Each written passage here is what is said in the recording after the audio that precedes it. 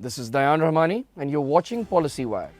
Today, we will talk about how the Indian media jumped the gun in reporting the Jaffar Express hijacking, which unfolded on March 11, 2025 in Balochistan's desolate Bolan region. The Jaffar Express, a passenger train en route from Quetta to Peshawar, was hijacked in the Mushkaf Tunnel, a location so isolated that even basic cellular signals failed to pierce through its rocky veil. At exactly 1:50 p.m., as the train meandered through this known dead zone, it was ambushed by militants of the Balochistan Liberation Army and was subsequently hijacked, making the passengers on board hostages. But while the nation reeled from the unfolding catastrophe, another development raised even deeper suspicions. Indian media outlets were already reporting the hijacking in shockingly precise detail well before any other news platform or official agency had even confirmed the incident. Republic News, Times of India, and India Today seemed to possess a clairvoyant grasp of the events. News of this hijacking from a communications dead zone was broken by Indian media as early as 3:33 p.m. Pakistan Standard Time, almost simultaneous to their occurrence. Their coverage wasn't speculative, it was assertive, filled with minute-by-minute detail and chilling quotes allegedly from the militants themselves. How could Indian journalists possibly know what was happening inside the Mushkaf Tunnel before Pakistani law enforcement had even arrived on scene? The answer, as analysts now argue, lies not in journalistic brilliance, but in something far more sinister: the calculated involvement of India's notorious external intelligence agency, RAW. In the days following up to the incident, Sikhs for Justice leader Gurpatwant Singh Pannu accused RAW of orchestrating the hijacking through its deep ties with the BLA. India under Modi is not just a regional threat, he declared, but a full-fledged terrorist state.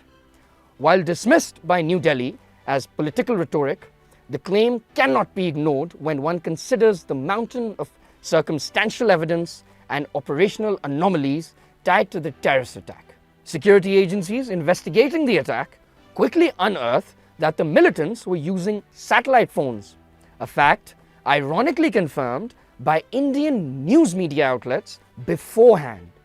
In an area devoid of even basic cell coverage, only satellite communication could enable real-time contact with external actors.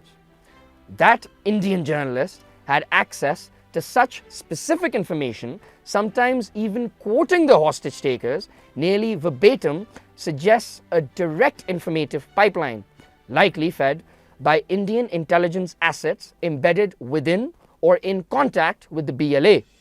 This wasn't news reporting, it was the broadcasting of a live operation.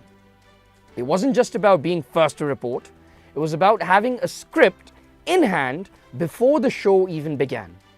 As the situation unfolded, Indian news networks flooded digital platforms with AI-generated images of the hijacking.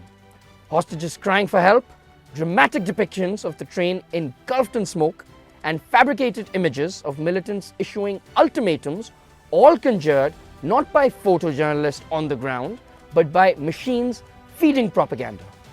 The use of deepfake technology wasn't just a byproduct of modern media, it was a weapon deployed in real time to manipulate global perception, push a narrative of chaos within Pakistan, and inflate the perception of BLA's capability. How could a newsroom generate high-fidelity images of an attack that had only just occurred?